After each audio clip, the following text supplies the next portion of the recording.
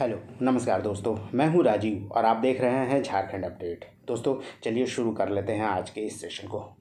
दोस्तों आज के इस सेशन में हर दिन की तरह आज हम देखने वाले हैं झारखंड से रिलेटेड 5 करंट अफेयर्स के प्रश्नों को डिटेल में।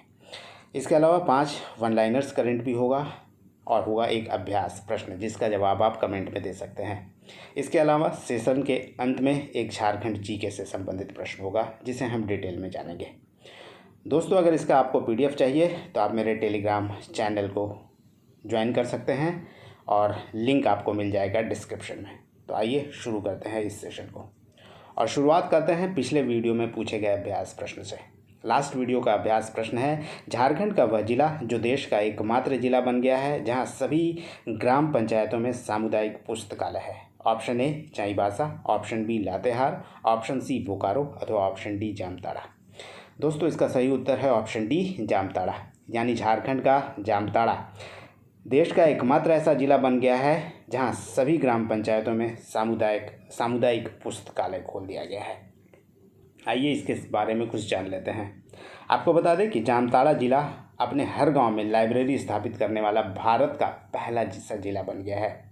आज से लगभग 2 साल पहले इस अभियान की शुरुआत हुई थी और धीरे धीरे सैकड़ों छात्रों युवाओं का कारवां इससे जुड़ता चला गया और नतीजा यह है कि जामताड़ा देश का इकलौता ऐसा जिला बन गया है जहां सभी ग्राम पंचायतों में अब कम्युनिटी लाइब्रेरी स्थापित कर लिया गया है। आपको बता दें कि जामताड़ा में 8 लाख की लगभग आबादी है, 6 प्रखंड हैं और कुल 118 ग्राम पंचायतें हैं और अब प्रत्येक पंचायत में यानी 118 ग्राम पंचायतों में एक सुसज्जित लाइब्रेरी स्थापित कर ली गई है और यह लाइब्रेरी सुबह 9 बजे से शाम 5 बजे तक खुली रहती है।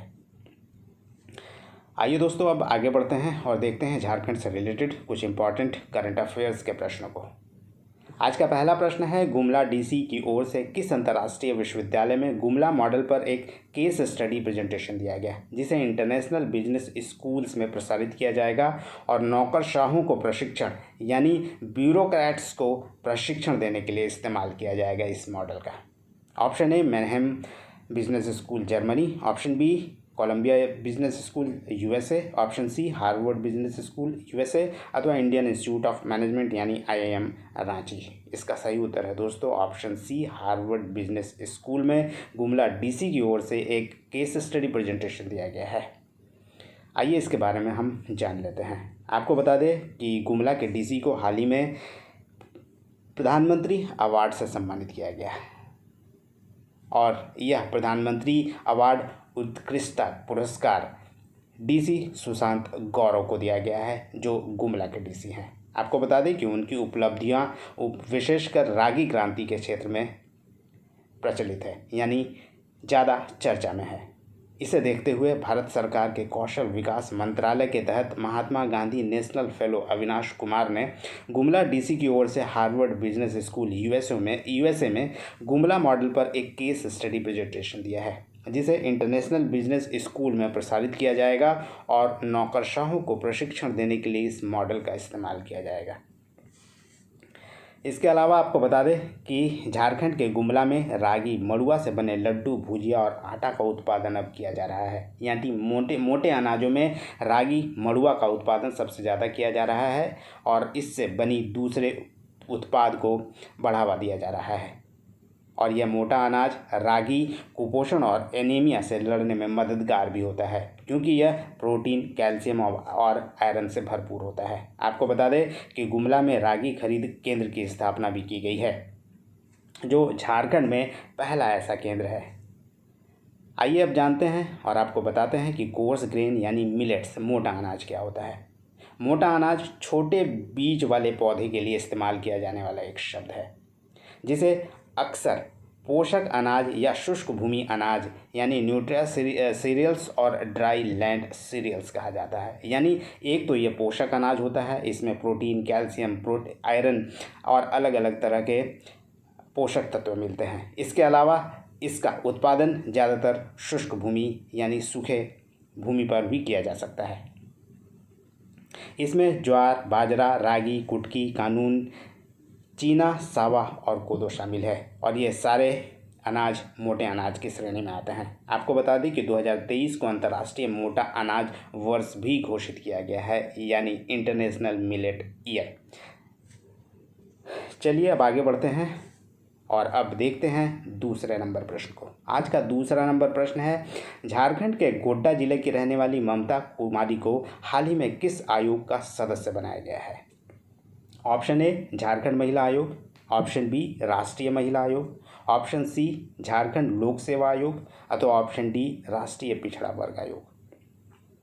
इसका सही उत्तर है दोस्तों ऑप्शन बी, राष्ट्रीय महिला आयोग का बनाया गया, राष्ट्रीय महिला आयोग का सदस्य बनाया गया है ममता कुमारी को, जो गोड्डा जिले की रहने वाली है। आइए इनके बारे में भी आपको बताते हैं। झारखंड के गोड्डा जिले की रहने वाली ममता कुमारी को राष्ट्रीय महिला आयोग यानी नेशनल कमीशन फॉर वीमेन का सदस्य बनाया गया है। यानी ममता कुमारी के अलावा 2 अन्य लोगों को भी इस NCW का सदस्य बनाया गया है और ये 2 अन्य लोग हैं मेघालय की डेलेना खोंगडूप और चेन्नई की खुशबू सुंदर। आपको बता दें कि महिला एवं बाल विकास मंत्रालय की ओर से इस संबंध में 24 फरवरी 2023 को एक नोटिफिकेशन जारी किया गया था। ममता कुमारी के बारे में आपको बता दें कि गोड्डा जिले की रहने वाली है और ममता कुमारी पेशे से एक शिक्षिका है। उनके पति प्रशांत कुमार मंडल 3 बार झामुमो यानी GMM के टिकट पर पोड़ैया हाट से विधायक रहे हैं और बाद में वे BJP से जुड़ गए थे और हाल ही में प्रशांत कुमार मंडल का निधन हो गया है। तो ये था दोस्तों ममता कुमारी के बारे में, जो झारखंड से है और राष्ट्रीय महिला आयोग की सदस्य बनाई गई है ममता कुमारी, इसलिए ये चर्चा में है। आइए आगे बढ़ते हैं और देखते हैं नेक्स्ट प्रश्न को। हेमंत सरकार ने ठेका मजदूरों की परिवर्तनशील महंगाई भत्ता यानी VDA वेरिएबल डियरनेस अलाउंस में कितने रुपए तक की बढ़ोतरी के आदेश जारी किए हैं? ऑप्शन ए 1,500 रुपये, ऑप्शन बी 2,500 रुपये, ऑप्शन सी 3,500 रुपये अथवा ऑप्शन डी 4,500 रुपये। इसका सही उत्तर है दोस्तों ऑप्शन सी 3,500 रुपये VDA बढ़ाया गया है ठेका मजदूरों के मजदूरी का। आइए इसके बारे में जान लेते हैं। आपको बता दें कि हेमंत सोरेन सरकार ने ठेका मजदूरों की महंगाई भत्ते में 3,500 रुपये तक की बढ़ोतरी का आदेश जारी किया गया है, यानी मैक्सिमम 3,500 रुपये तक बढ़ोतरी की जाएगी। श्रम नियोजन प्रशिक्षण और कौशल विकास विभाग द्वारा अधिसूचित परिवर्तनशील महंगाई भत्ता यानी वेरिएबल डियरनेस अलाउंस की दरें दिनांक 1 अप्रैल 2023 से निर्धारित की गई है, जो संविदा कर्मियों यानी कॉन्ट्रैक्ट वर्कर्स के लिए तय होगा। इसमें विभिन्न कैटेगरी के मजदूरों के लिए अलग अलग तरह की बढ़ोतरी की गई है, यानी लगभग 2,500 रुपये से 3,500 रुपये तक की बढ़ोतरी की गई है अलग अलग कैटेगरी में। सरकार ने ठेका मजदूर विनियमन एवं उन्मूलन नियमावली 1972 यानी contract labour regulation and abolition rules 1972 द्वारा प्रदत्त शक्तियों का प्रयोग करते हुए ठेका मजदूरों की सेवा शर्तों एवं देय मजदूरी का निर्धारण किया है। आइए जानते हैं कि किनको कितना मिलने वाला है। अब अगर अकुशल श्रमिकों और अर्धकुशल श्रमिकों की बात करें तो 2020 में अकुशल श्रमिकों यानी अनस्किल्ड वर्कर्स को जहां 8,571 रुपये करीब मिला करती थी, अब 2,220 रुपये का इजाफा कर दिया गया है और अब अकुशल श्रमिकों को 10,792 रुपये करीब दिए जाएंगे। वहीं 2020 में अर्धकुशल श्रमिकों यानी सेमी स्किल्ड वर्कर्स को जो देय मजदूरी थी प्रतिमाह वह थी लगभग 8,977 रुपये। इसमें बढ़ोतरी की गई है 2,326 रुपये करीब और अब अकुशल श्रमिकों को यानी सेमी स्किल्ड वर्कर्स को मिला करेगी 11,303 रुपये लगभग। वहीं कुशल श्रमिकों और अति कुशल श्रमिकों यानी स्किल्ड वर्कर्स और हाईली स्किल्ड वर्कर्स की देय मजदूरी की बात करें तो 2020 में जहां कुशल मजदूरों या श्रमिकों की देय मजदूरी प्रतिमाह थी 11,935 रुपये करीब, अब बढ़ोतरी कर दी गई है 3,092 रुपये का और अब कुशल श्रमिकों को मिला करेगी 15,027 रुपये लगभग। वहीं अति कुशल श्रमिकों यानी हाईली स्किल्ड वर्कर्स की बात करें तो 2020 में हाईली स्किल्ड वर्कर्स की देय मजदूरी प्रतिमाह थी 13,675 रुपये लगभग, अब इनकी देय मजदूरी में बढ़ोतरी की गई है 3,543 रुपये, जो सर्वाधिक है। और अब हाईली स्किल्ड वर्कर्स को प्रति माह मिलने वाली है 17,218 रुपये 93 पैसे। तो ये था दोस्तों कुशल, अकुशल, अर्धकुशल और अति कुशल श्रमिकों की मजदूरी में देय राशि की बढ़ोतरी से संबंधित इन्फॉर्मेशन। चलिए आगे बढ़ते हैं और देखते हैं आज के अगले प्रश्न को। सहकारिता के क्षेत्र में अंतर्राष्ट्रीय स्तर पर किए गए योगदान के लिए बिट्टी वीवर्स कोऑपरेटिव सोसाइटी, जो कि हिमाचल प्रदेश की एक संस्था है, अंतर्राष्ट्रीय संस्था है, कोऑपरेटिव सोसाइटी है, उसके द्वारा किसे पुरस्कृत किया गया है जो झारखंड से हैं? Option A doctor Savita Sengar, option B doctor Ajit Kumar Sinha, option C professor K Bhushan अथवा option D doctor Gulab Singh Azad. इसका सही उत्तर है दोस्तों option D, doctor Gulab Singh Azad को पुरस्कृत किया गया है बिट्टी वीवर्स कोऑपरेटिव सोसाइटी द्वारा, और यह एक अंतर्राष्ट्रीय पुरस्कार है। आइए जानते हैं यह पुरस्कार क्या है और डॉक्टर गुलाब सिंह आज़ाद को क्यों पुरस्कृत किया गया। आपको बता दें कि हिमाचल प्रदेश की बुट्टिको यानी बिट्टी वीवर्स कोऑपरेटिव सोसाइटी के बोर्ड ऑफ मैनेजमेंट द्वारा लिए गए एक निर्णय के अनुसार वर्ष 2022-23 में सहकारिता क्षेत्र यानी कोऑपरेटिव सेक्टर में अंतर्राष्ट्रीय स्तर पर किए गए योगदान के लिए आरसी यूनिवर्सिटी झारखंड के पूर्व कुलपति डॉक्टर गुलाब सिंह आज़ाद को सहकारिता क्षेत्र का अंतर्राष्ट्रीय पुरस्कार दिया गया है। आपको बता दें कि आरसी यूनिवर्सिटी जो झारखंड में स्थित है, यह गुमला ज़िले में स्थित है। रामचंद्र चंद्रवंशी यूनिवर्सिटी इसका पूरा नाम है, जो गुमला ज़िले में स्थित है। सॉरी फ्रेंड, ये पलामू ज़िले में स्थित है। आपको बता दें कि कुलपति हैं पूर्व डॉक्टर गुलाब सिंह आज़ाद। इन्हें ही सहकारिता के क्षेत्र में पुरस्कृत किया गया है। आइए आगे बढ़ते हैं और देखते हैं इसके बारे में और कुछ। सहकारिता और हथकरघा के जनक माने जाने वाले यानी father of cooperative and handloom के दिवंगत ठाकुर वेदराम के जन्म दिवस पर यह आयोजन किया गया था, और हर वर्ष की भांति इस वर्ष भी देश भर के विभूतियों को Thakur Vedram national and international award से सम्मानित किया गया। इसी क्रम में सहकारिता में झारखंड के डॉक्टर गुलाब सिंह को यह पुरस्कार दिया गया है। इसके अलावा अन्य क्षेत्रों में उपलब्धियों के लिए भी कई सारे लोगों को पुरस्कृत किया गया है।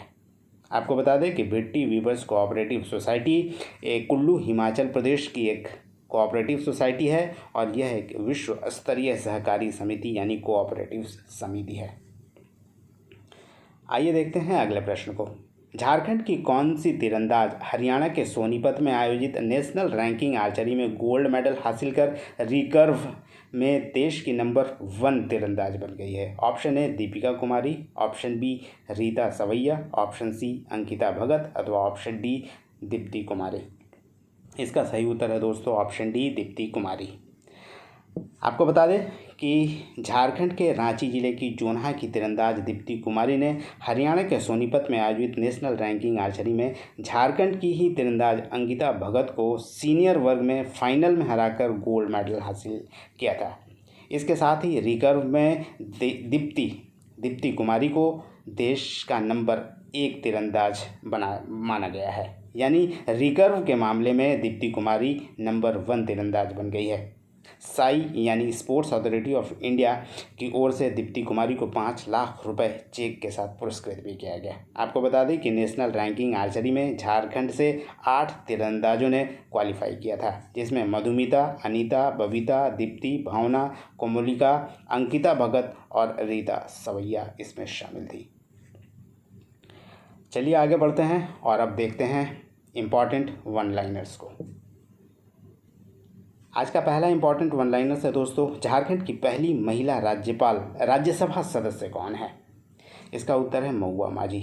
महुआ माझी झारखंड की पहली महिला राज्यसभा की सदस्य है। महुआ माझी एक साहित्यकार है और इससे पहले झारखंड महिला आयोग की अध्यक्ष भी रह चुकी हैं। दूसरा प्रश्न है CPCB यानी सेंट्रल पॉल्यूशन कंट्रोल बोर्ड की ओर से जारी रिपोर्ट में झारखंड की 9 नदियों की स्थिति खराब बताई गई है। इनमें 2 सबसे प्रदूषित नदियों में स्वर्णरेखा के अलावा दूसरी नदी कौन है? इसका उत्तर है हरमू नदी। आपको बता दें कि हरमू नदी स्वर्णरेखा नदी की ही एक सहायक नदी है और इसकी लंबाई मात्र 18 किलोमीटर लगभग है। एक्चुअल में कहें तो यह 18 किलोमीटर से भी छोटी नदी है और स्वर्णरेखा की एक सहायक नदी है, प्रमुख सहायक नदियों में यह है। और इसे ही सीपीसीबी द्वारा यानी स्वर्णरेखा और हरमू को 2 सबसे प्रदूषित नदी झारखंड में माना गया है।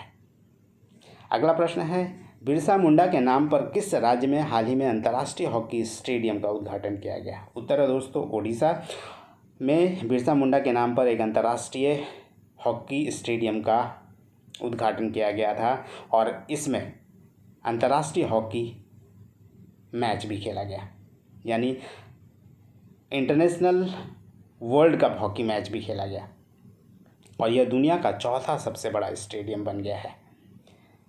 अगला प्रश्न है, टाइगर सेंसस 2022 के अनुसार पलामू टाइगर रिजर्व यानी पीटीआर में बाघों की संख्या कितनी है? आपको बता दें कि टाइगर सेंसस 2022 हाल ही में प्रधानमंत्री के द्वारा जारी किया गया है और इस नए सेंसस के अनुसार पीटीआर में कुल 3 बाघ उपस्थित हैं। आपको बता दें कि 9 अप्रैल 2023 को ही पलामू टाइगर रिजर्व के 50 वर्ष भी पूरे हो गए हैं।